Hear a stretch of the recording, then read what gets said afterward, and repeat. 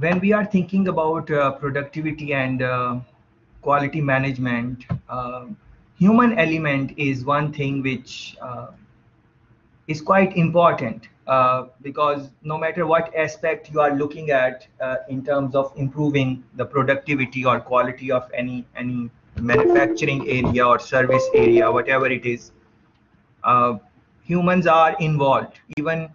Even the companies where a lot of technology is involved and they are using technology to improve productivity and quality, they would also um, have at least certain number of human beings. And even if it is some company which is 80%, 70% technology driven, the strategy of how technology should be incorporated, that is made by humans. So no matter how you want to look at it in the current context of workplace, and going forward maybe next 5, 10, 20 years, until the time when a lot of robotics is going to be incorporated in most of the companies across countries. Until that time, human element is going to be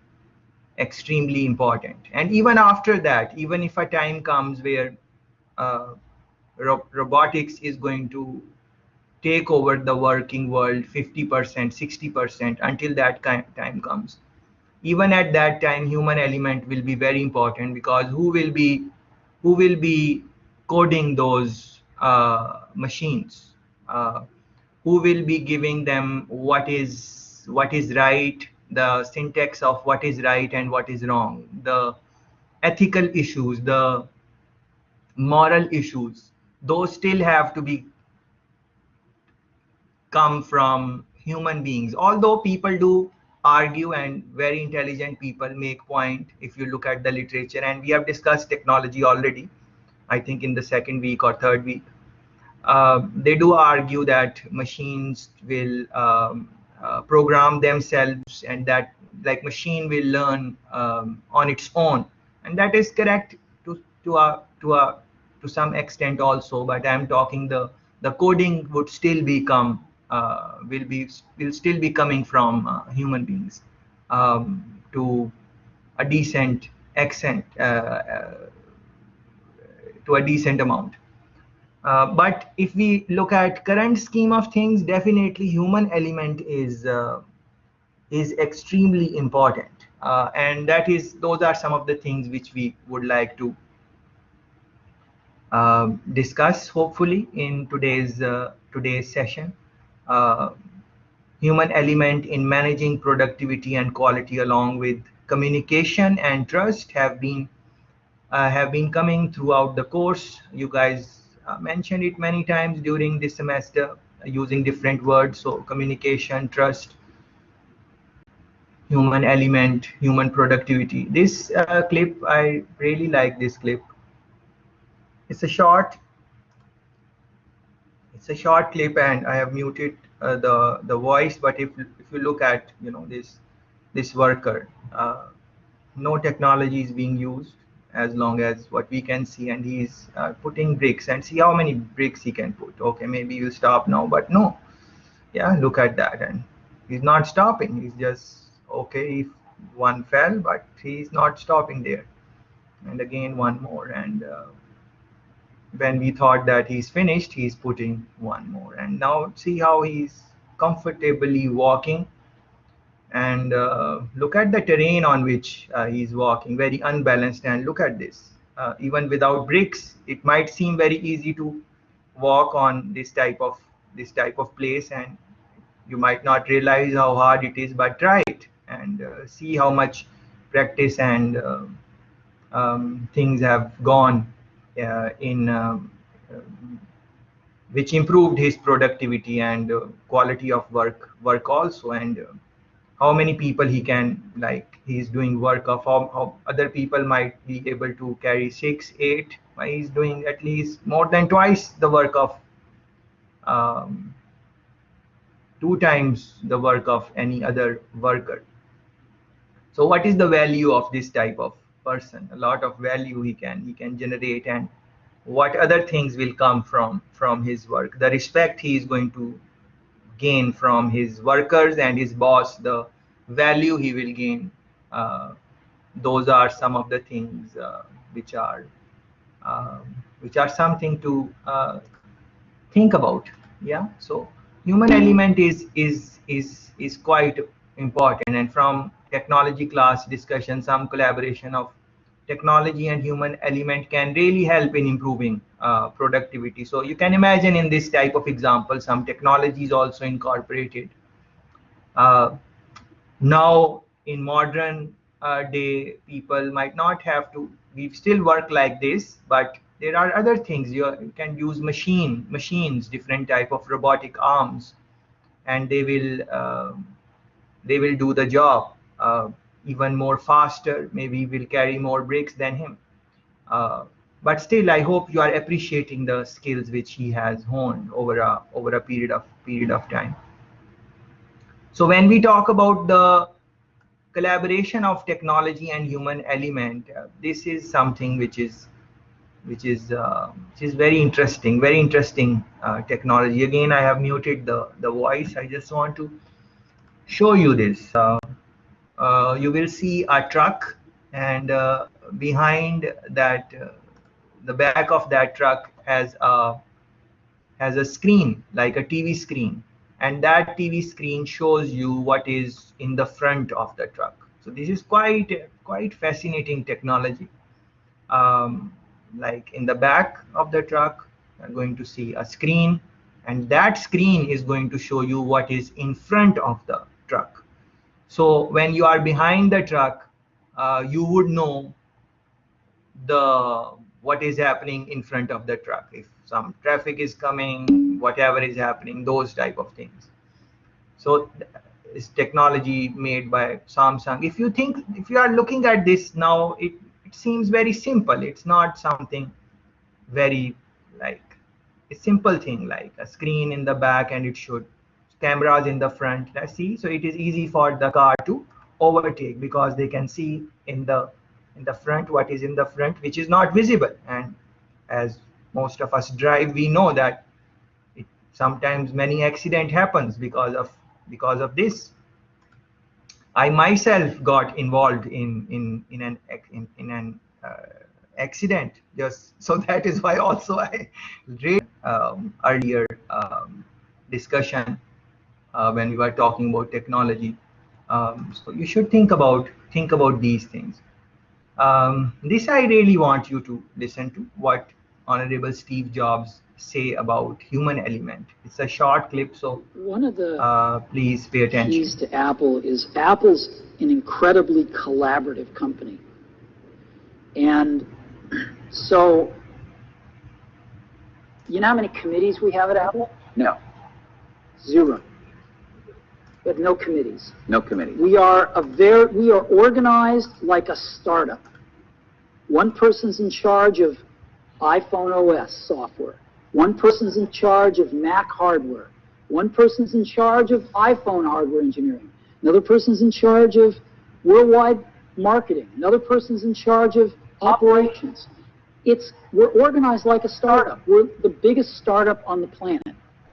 And we all meet for 3 hours once a week, and we talk about everything we're doing, the whole business. And there's tremendous teamwork at the top of the company, which filters down to tremendous teamwork throughout the company. And teamwork is dependent on trusting the other folks to come through with their part without watching them all the time, but trusting that they're going to come through with their parts. And that's what we do really well.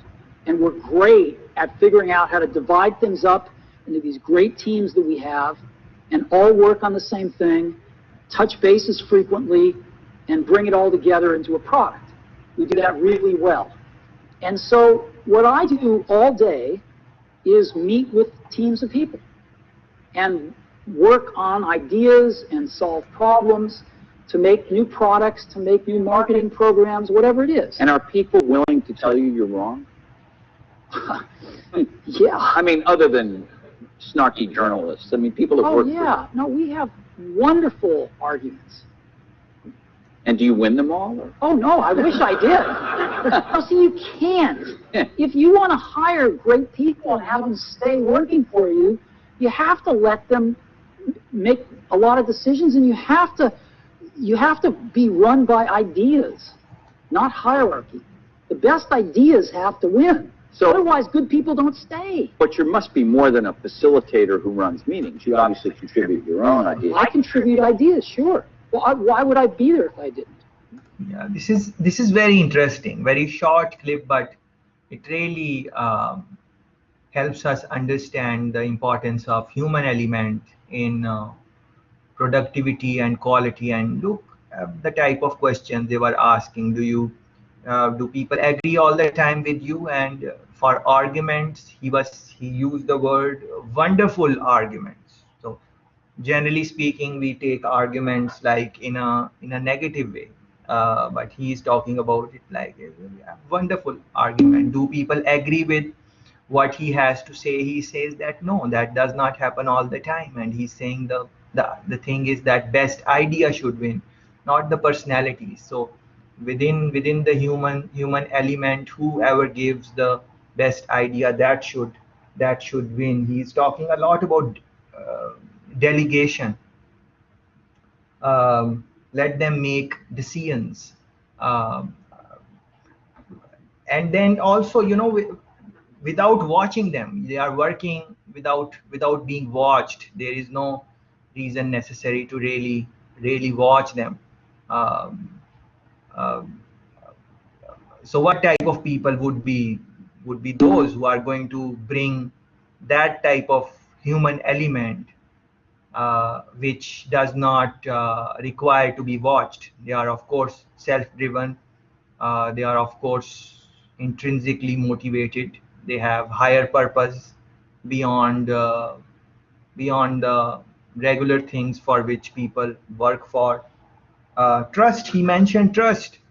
um, I do think that you should listen to it, a couple of times, and maybe make notes from the words, the key points which he tried to make in this very short clip. So when we talk about human element in terms of improving productivity and quality, and we know that Apple is some company known for the quality of the products they make, and their productivity is very high. They are one of the best companies in the world. um, we may like their products or we may not like their products. That is different story. You can like some other company's product, that is fine. But if we look at the company in itself and how it grew because although it is a technology company, so they have to be good with technology and all of those things. But we need to really reflect on like what type of human element is involved uh, there. What are the way they work, how they have structured their company, and so on. So for this, all of these things which I'm trying to say for this part, uh, I'm going to post a pre-recorded uh, session of one of the articles, uh, and I do hope that you are going to uh, listen to that, which will help you understand how a company like Apple is structured, and from there you can take some notes for the human element, and so on. Motivation is a very important topic, of course. I really enjoyed these two clips. Please watch these clips in your own time and reflect on them. You of course know the guy, maybe not by face, but you know his name. Very famous guy in motivation theories, Hertzberg. Uh, uh, these are very good pointers to motivate your staff. Suck it back. It's a 2 minute clip, 3 minute clip, something like that. Please listen to that what they are saying. job enrichment, job empowerment, these type of concepts which you must have learned in other courses like organizational behavior, organizational development, organizational strategy, those type of courses. Psychology, even psychology course if you have taken any. So but it all depends on what type of worker you have, because every worker is different, and people can you can do one thing, and if they don't like that thing, then it can impact their motivation. So you have to be very careful about many things when you are working with other people. It can happen, although that might not be your intention, but everything has some type of uh,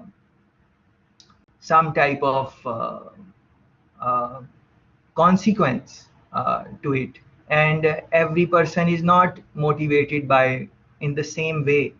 So if you want to improve human element, so that in your company or in your team or personally speaking, if it is personally speaking, understanding yourself is very important, which can take many years.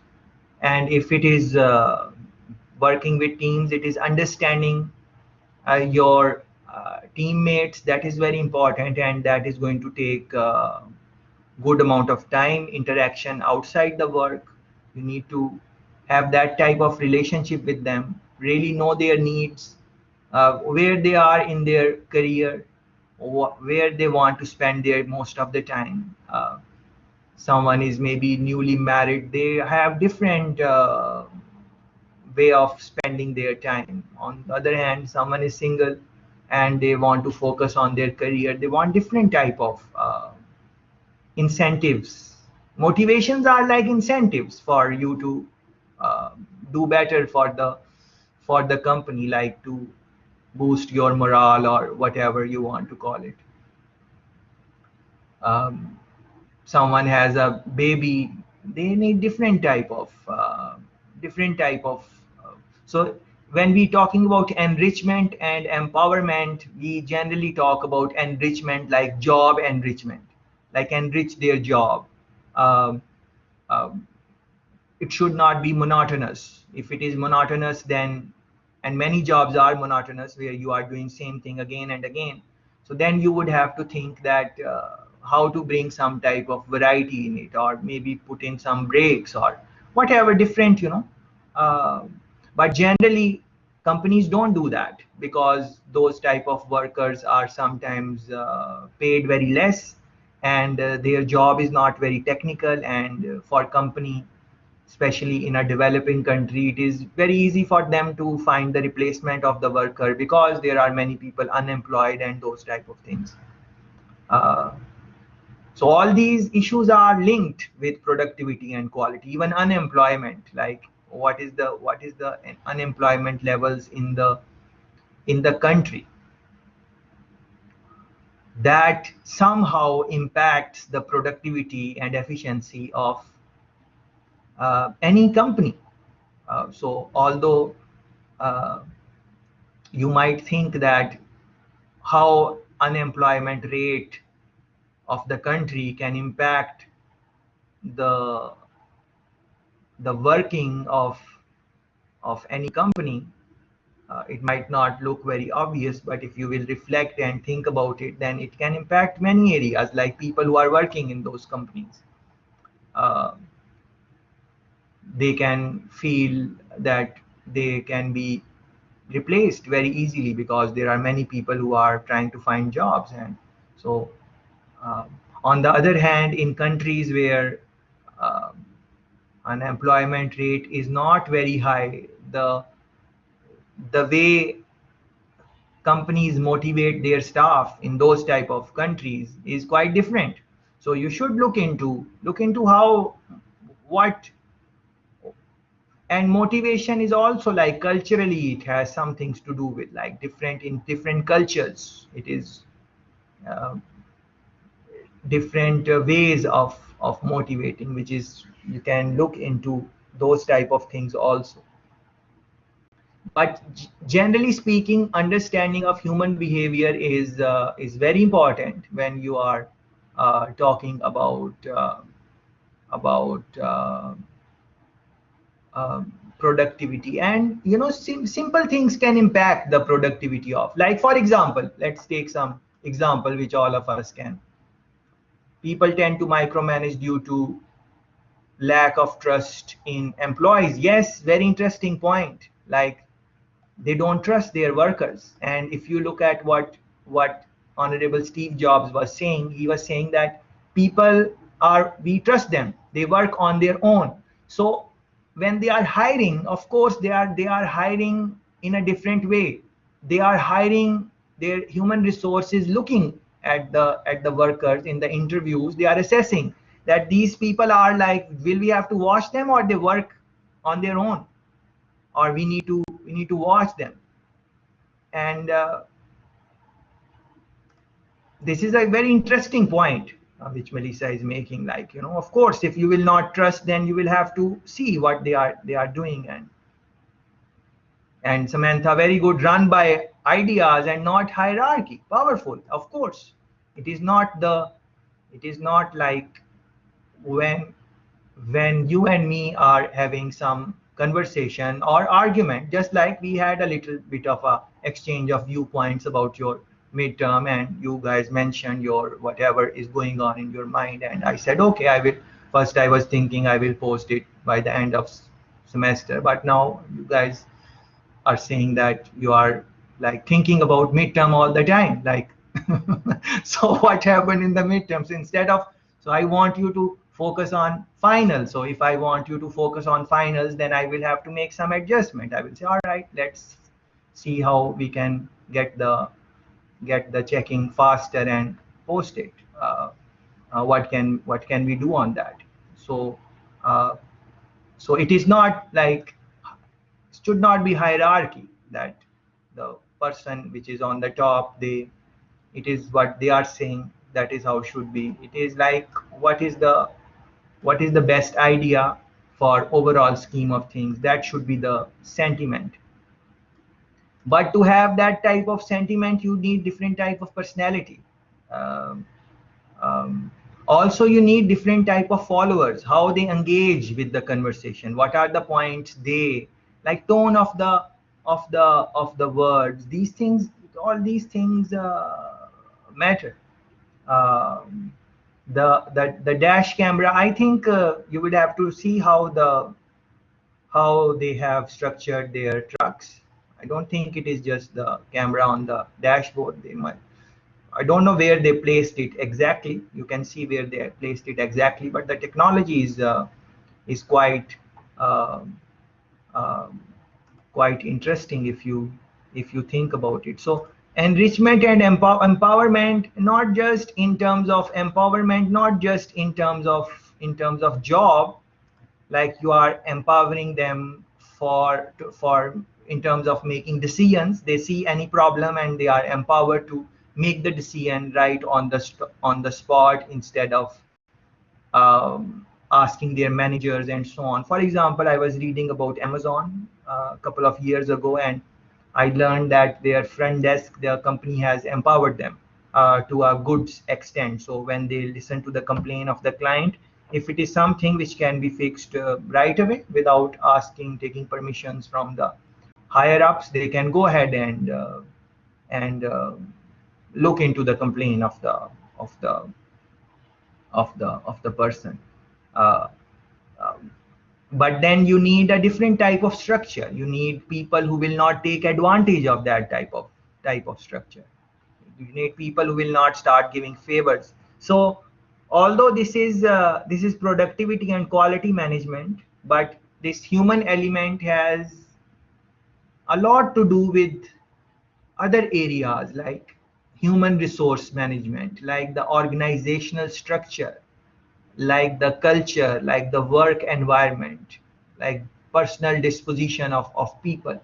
So what I'm trying to say is that don't just look at enrichment and empowerment in terms of work, in terms of the real work, the real job, but empowerment also, like what time you want to work, on on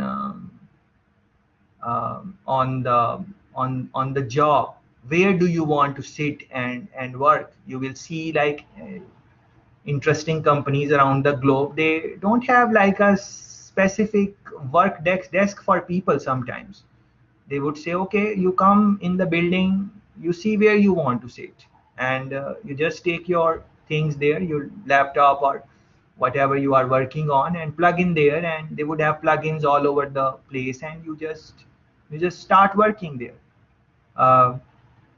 So it sometimes you want to sit on the rooftop, sometimes you want to sit at the bar cafe or something like that. Sometimes you want to, if you have a bigger organization, they have some garden or some place outside, you can go outside and work there. So they don't necessarily want you to sit in a same place all the times, and there are different reasons for that. One reason is of course this, which is like linked with empowerment. Other reasons are there like creativity. When you are doing things differently in different times, it triggers different circuits in your mind, so you start thinking differently. If you are doing this thing same way again and again and again, then your mind is not thinking too much. It is just like taking the taking the same road to travel to work or come back home or come to school, same road every time. You are not even thinking, because your mind is not really thinking, oh, should I turn right, should I turn left, it's automatically, it happens. Like when I'm just trying to think, when I woke up this morning, how did I got ready? I did not really think or anything. I was thinking about other things. Like I was really thinking about the topics which we would discuss today, and what examples are coming in my mind, and how should I talk about these things and what not. I was thinking this, and in that I don't know how I took the shower, how I got ready, how I drove, how I came to campus. Those things were just happening. um, so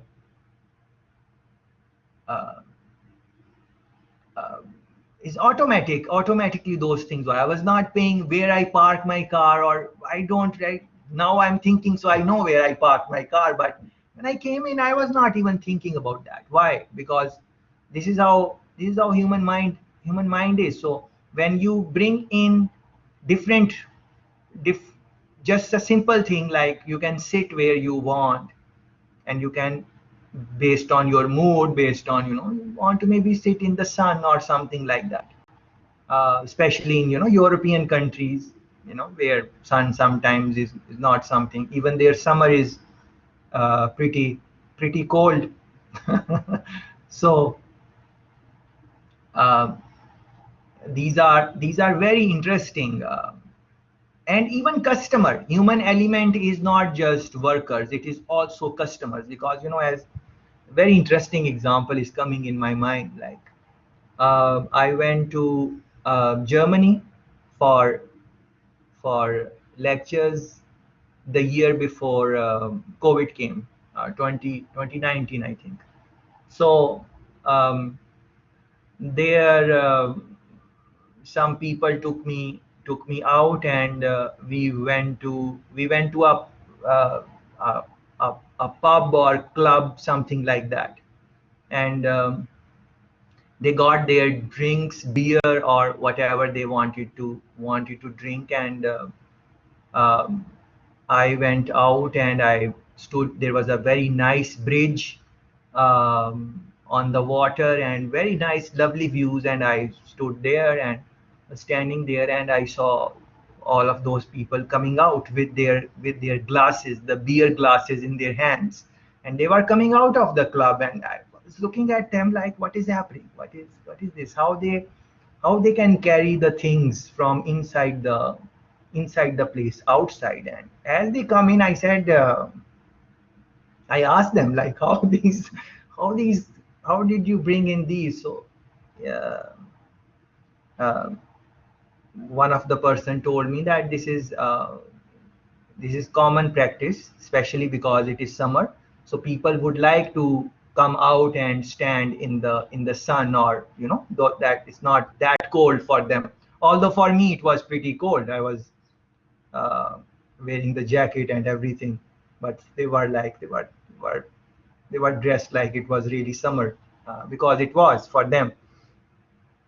And they were saying it is a common practice for them to come out with the things from these type of places, and they don't mind, and they trust that people are going to bring back the things, or something like that. And I was curious, so I asked that do they keep like some deposit or something like that.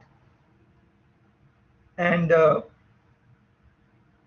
he said yes, but very little, like very little amount, like half pound or 1 pound or something like that. And of course, the things they were carrying, they were far expensive than the that was just a token or something like that. So uh, and people would return. And I said, what happens? Like people take these things with them? He said, no one takes it. Maybe very rarely someone would take it, but he said that no, that does not happen. People come out, they have their drinks. When they are finished, they go in, and there is a place, they just rest their things there. They don't even have to uh, really go back to the person, because every time they are not keeping deposit also. So if you put some deposit or something, there was a change or something, and you left it and you said you will collect it, then they would do it. And it was a very busy pub also, so it would be a hassle for them to every time collect. And it was like people were coming in, going out, taking glasses out, going back, putting it back. So that type of culture. So what is that? You have, this is empowerment. If you think about that the customer, you empower them. But then again, the point our friend is making, that trust has to do a lot with it. So uh, to improve, we can definitely say that if trust level can be increased in the organization, uh, then maybe it should have some impact on productivity and quality of the people. Um, Different ways, as I was saying, different ways to motivate different type of people. This is uh, something on the lighter note. This clip, like how what are the different ways to motivate them. One can be to maybe take care of them. Sometimes companies do that, so they are working, and you take them. Let's see what they are trying to. Okay, very nice, getting a massage at work. That is very nice. That is, sometimes companies do that, uh, looking at their welfare. uh, okay, nice, giving them nice views. I was saying that they can sit where they want, they can work from where they want. But then that there are many challenges, like since the COVID came and people are working from home, you know how that has impacted. The productivity has gone in, or not. Coffee boost them, uh, and maybe that is why many times at workplaces the coffee stations are free. Replace them, like bring in some type of technology, or bring in some type of other people. So those type of things happen.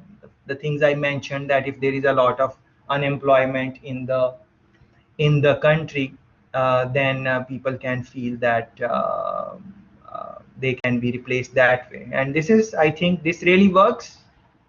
Like, yeah, although we don't really use it, but I really feel that this really works. Like, spanking the child. I don't know what you think about that.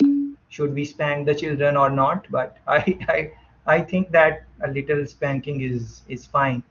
But then some parents really hit their children very hard. So different ways. So what we are trying to say is that different ways of motivating different people. So uh, you need to think uh, what really motivates, and for that you would have to spend time with the workers, know them well. And why all of this sound very simple, and Even when I'm talking about these things, I'm thinking that this is very simple, but when when you want to implement it, it becomes very challenging, because generally speaking, it is pretty hard to find people who are self-driven, who are really motivated, and so on, especially in the job market.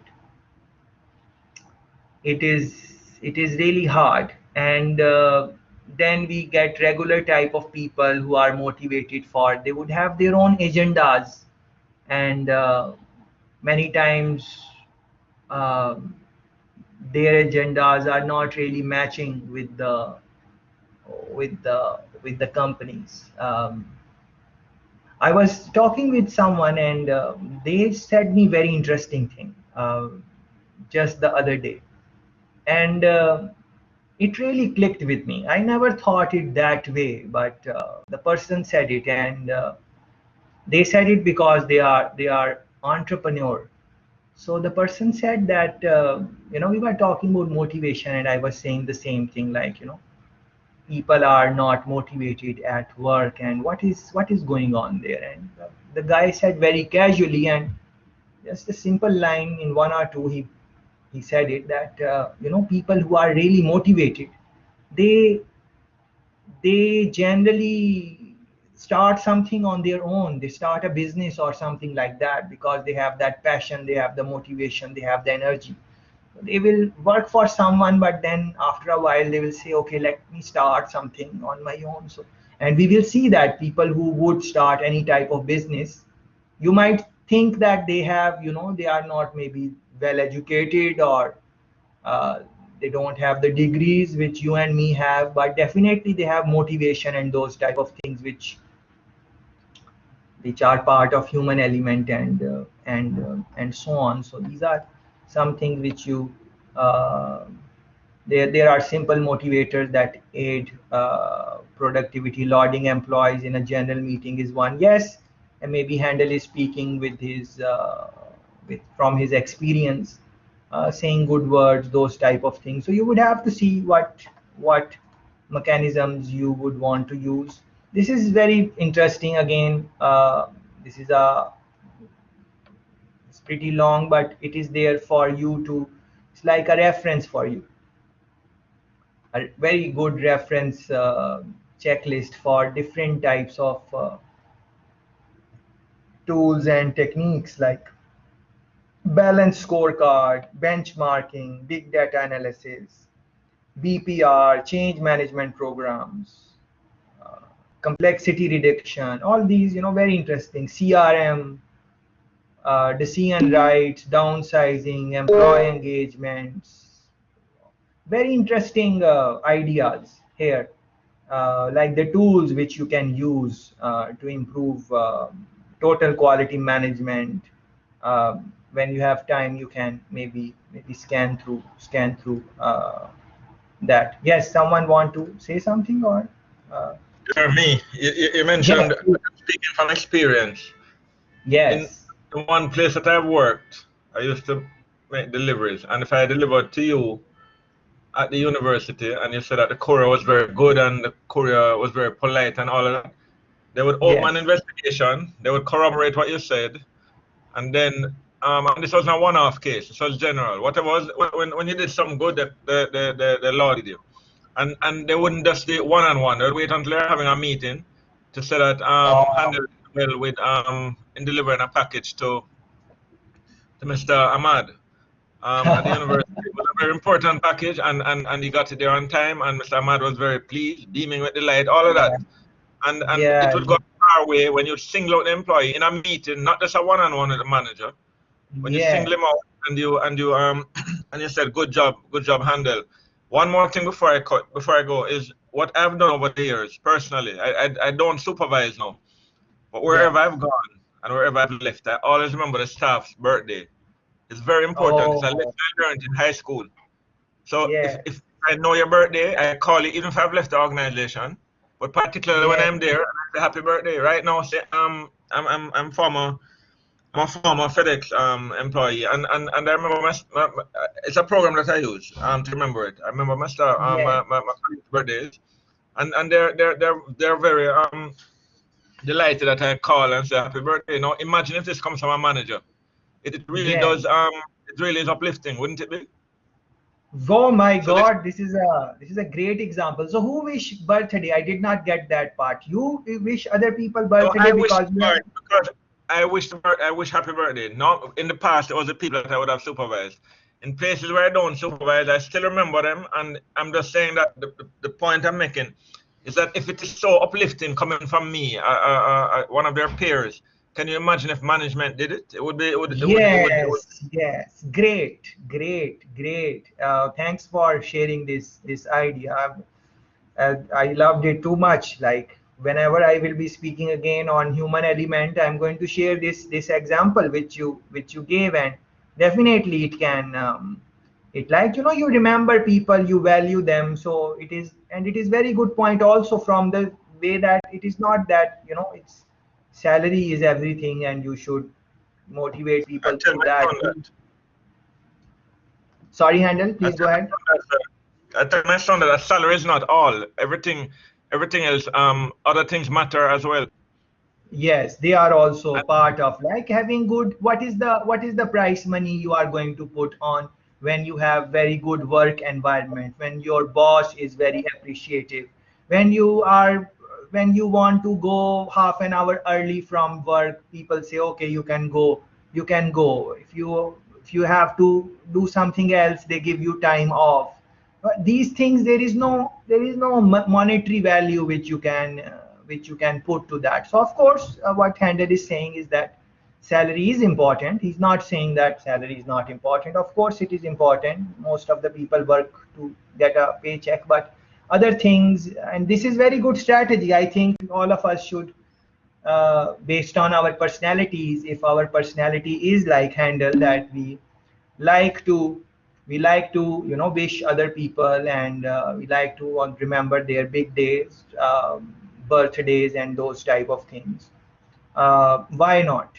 That would be nice. And I can see from and he's giving us tools. These are like productivity tools, birthday birthday alarm, and this is a tool. So thanks for that, Handle. And I'm thinking about this similar type of examples. Like I've done business with some places, and every year they remember my birthday, and they send me some email, and I do get them from email or a postcard or something like that. That happy birthday.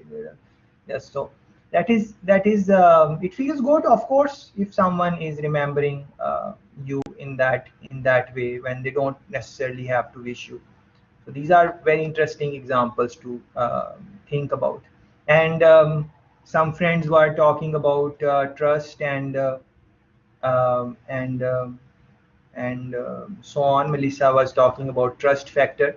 So how to increase trust level and those type of things. Learn how to design for good communication and trust. Airbnb is a very good example which you should spend time with, because they don't own the places which are on rent, which people can get accommodations. Their Airbnb don't own them. They are coming from general people like you and me, and anyone can rent them. And so you need to build in that type of model. It won't work if people don't trust those accommodations which are posted or on Airbnb.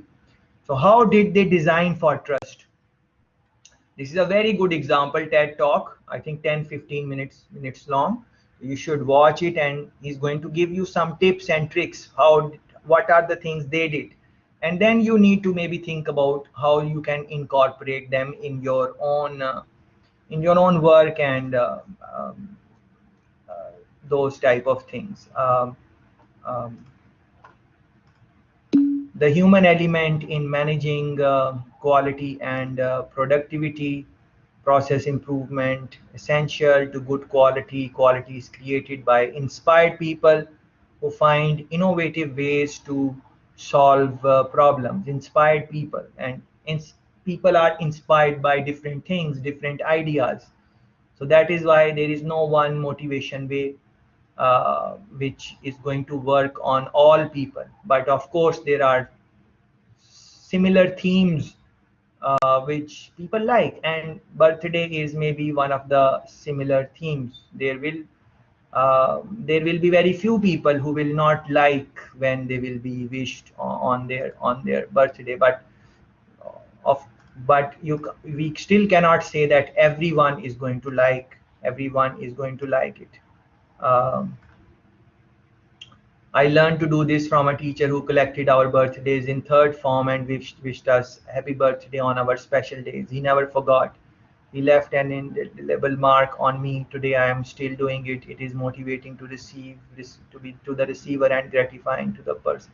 What beautiful, very good example, and it's the third form, from third form. Yeah. So this is very touching. I can remember a lot of examples now, as Handel mentions this, like 3 4 examples are just coming in my mind just like that, where my teachers, my lecturers did some things unintentionally, not directed to me. They were just doing it, and from there I picked up habits which improved my productivity or the way I do things. They shaped me in the way I am. I'm sure you guys can also think of similar type of examples and so on. But I think you got the major point which I'm trying to convey. This is a very interesting diagram which I would like to discuss a little bit with you guys. Please pay attention to this diagram. Although you are seeing so many things in on this diagram, and you might feel that feel like getting confused, but there is no need to get confused. It is a very simple diagram if you look at it. So start looking from here. Input. So this is input. This area on the left hand side, the arrow, is the input, and on the arrow on the right hand side, this one, the big one, it is the output. So input and output, and within this what you are seeing, this is the process box or the transformation box, yeah, or wherever the things are happening, yeah. So what is this? The open system model emphasizes the important role of the human in organizational performance. So human resource as an open system. So this is an open system. Yeah. In simple words, it is not inbound only. There are many things which they are looking within the company and outside external factors. So that is why it is open system. So these are the subsystem boundaries. So input, what would you need for input? You would need knowledge, you would need character, beliefs, diversity of different people, work skills, experience, different personalities, intelligence, social skills, values. You would need these things as an input. And in the organization, you will get some type of output from these input. And you can list other things also here. Yeah, and output would be completed task on time, in an efficient way, improved quality, productivity, improved employee morale. They get some initiative, drives, good attitude, loyalty, respect, pride, expertise, growth, learning, all of these things. Yeah. So for example, respect or pride, when the example Handel gave, that the managers would praise the person who deliver on time, not just one on one, in front of other people, in front of their colleagues. So that is kind of pride for them. So these are the outputs. Yeah. So you are looking for, and within the transformation box, you are to drive these outputs: completed tasks, quality, good attitude, good work ethics, loyalty. These to drive these outputs, you are giving them incentives, different type of incentives, different types of rewards, sometimes punishments. Yeah. So same way, like I think Handel was saying that when people would not deliver on time and something like that, I'm sure the company, maybe not in front of everyone, but they would want to find out why you are not able to deliver on time, or what was the problem, can we help you, do you need some type of training. What can we do to make your job a little bit easier? Maybe if Handle delivers on time and I don't deliver on time, then maybe they can make Handle talk with me, and Handle can tell me, okay, what is your process, and Handle give me some tricks or tips, or give me best practices, or give me a little bit kind of informal training, and helps me understand the job, and I can improve that job. So those type of things sometimes have training and development, right? Human behavior, work design, group processes, for example, work designs, these type of things you, for example, would just we spoke about design in MGMT 2026, production and operation management, like how you design the work in a way that it's more motivating for the workers, for the employees. Same things like group processes, and so on. Yeah. And in all of this, if you, so this is what it is: input, different type of things as input. What do you need as an input to give these type of output? So now you can decide, because it is open system, you can decide that in your organization, in your team, what do you value most as in output? Maybe you value things done on time, and you just, that is your preference, and you might have all these things as your preference, but not on the same scale. Maybe you value quality more than productivity, because as you are going to keep on increasing your productivity without any resources increased, it is a possibility that quality can come down. So what is your, or maybe you will increase quality and productivity, but the morale of people is going to go down. Or maybe the morale will be up, but then you are just maybe praising them, and those are false praises, and there are not much expertise in the company, because you just don't want to say anything negative to the people, because it is going to impact their morale. So it does not mean that you will have all these outputs. You will have to be, based on your company and based on what you want to do, you will decide what should be the output. And from there, to get those outputs, you will have to think, what are the things I need to give as input? Input, for example, let's think about something which is not in here as an input.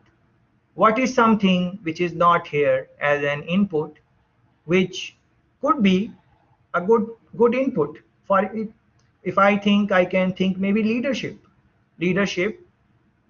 If good leadership is there, then it is going to take care of many things here. Yeah. um, and so on. Same way, think about what should be here, which is not here, but you would value it as output.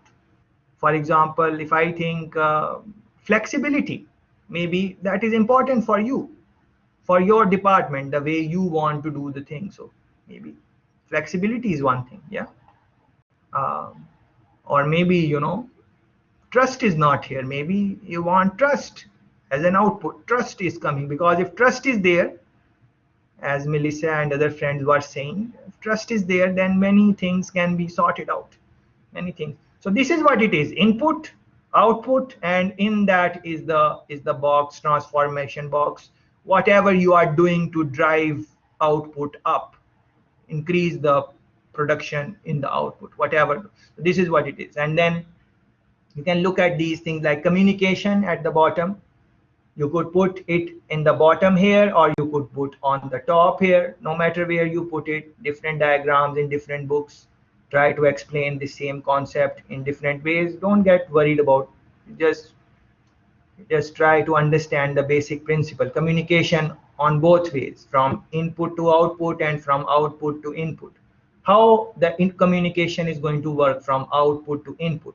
Like for example, the something is happening here in terms of maybe morale is going down. So from here, some people are going to indicate that to the input section, that okay, morale is going down, what can be done to increase it? Can we do something here to ensure that morale stays where it should be? or some other type of feedback. You can call it feedback. Yeah, feedback, for example, they are, if you look at here, feedback, corrective feedback, they are talking about. Yeah, and all of these things will be driven by human resource goals. Yeah, so you will, from here you will decide, okay, what should be, if I want to give this type of output, what type of human resource I need to get. So see, here is the line going, and these are human resource goals. Yeah, so think about these things. It's not, it's just too many things they have put here, so it can, you can feel that it is complex, but it's not complex at all. And then outside is the organizational environment, the culture, and all those type of things. And then the organizational strategy, how you going to achieve whatever you want to achieve, the objective, the purpose, um, what are you trying to achieve. Or, and it can be the case where you are not necessarily thinking about any type of motivating your employees and so on. You just are like giving them basic salary, and they come in and they just do the job and then they leave, and you don't business with what is happening in their lives. There many companies run like that also, and they're working fine. So it is not necessary that you really have to like motivate people. Like, you, if you do, you do it, but if you don't, then things can run in that way also. But as a leader, you will have to decide what you want to do. I posted a chapter also for human element on the top, I think this one on the top, so you can look into this reading also, managing for quality, the human element. They just give some examples, people, the key to quality. They explain the terminologies, the diagram. I thought I should spend a little bit time on this because it has too many things. So I thought maybe you will feel that it is difficult. But same way, you can look at these type of diagrams, quality and human resource. I have made the points, major points, which I wanted to make, but um, you will have to look at, like, do you want a high performing work organization? If you want, then these are some of the things you will have to think about, like reward for performance, sharing of knowledge and information. Like, and I gave you indirectly those examples, like when I said that, Handel has a colleague, and the colleague is not uh, delivering on time and efficiently as Handel. So now the company would say, okay, Handel, share your knowledge and information with your colleagues. How are you able to deliver time? Why your clients are happier than the other people? What are you do? And so those type of things. It's not a hard chapter to follow. Very easy. Cultural changes and so on. So in your own time, please look into these things and see if you can reflect on them. And but I think most important thing for me, uh, if I want you to make you think about that, think about your own organization. Like, what are the things your organization is doing which is uh, decreasing the motivation level for you. What are the things your company is doing which is decreasing the motivation for you? And try to understand why they are doing it. Do they really mean to do it, or it is just happening? They did not maybe think about it, why that is happening, or vice versa. If motivation level is high, try to think about what are the things your company is doing which is improving your motivation level. What are those things? So even in your past jobs, you can think about that. What motivated you? What are the things which they did, and you know they demotivated you, or whatever. These type of things, I think, are good to think about, to understand yourself and your colleagues also. Like, maybe you are demotivated, but your colleagues are still motivated. So that shows that people are motivated by different things. So I think that type of activity you should think about and spend some time on that. Um, Otherwise, see these things and try to reflect on them and read widely on these things. Try to look at because the business models are changing. Business models are changing. New type of companies are coming like Airbnb, which work very differently from a traditional company. Even Apple, if you recall the example of Apple, Steve Jobs, Honorable Steve Jobs, we just looked at the example. What was he saying in his short clip, 2-minute clip? In this clip, if you can recall, he was saying that they manage like a startup. Um, they have small. They have different units which are operated by different people, and how do they engage. And he was saying that we would have meetings, and in that meetings we will discuss everything about that aspect of the job. If it is design aspect, then they are discussing that design aspect, and different colleagues are sitting in those type of meetings, and then they are not necessarily managing their time and stuff like that. But in a regular traditional companies where you and me work, they look at our what time we come, what time we leave, all those things. If we go on lunch, how long we were away, depending on different organizations. Many organizations keep a check on those type of things. So you should spend some time in looking at the structures, organizational structures of these type of companies, Apple and uh, Airbnb and so on, and try to see how what are read literature on motivation, like what are the techniques different companies use to motivate their staff, and so on. Uh, but then what happens is that you will learn many techniques, and there are many other things which I could say also, but you have to look at the context where you are working, your limitations of the organization, the type of leader you have, what do they believe in. uh, um, um, like it can be a simple thing, like you might believe in work life balance. Yeah, you might believe in work life balance, and you would say 8 hours work, 8 hours relax, and relax, sleep, relax, those type of things, and 8 hours with friends, family, and those type of things. 8, 8, 8, 24. Maybe a person who is work life balance, they would say, okay, it is enough to work 8 hours. But personally speaking, I don't believe in that. I don't believe in 8-hour works. Personally speaking, I believe that work starts after work. So you come to work at 8 and you should leave at 5.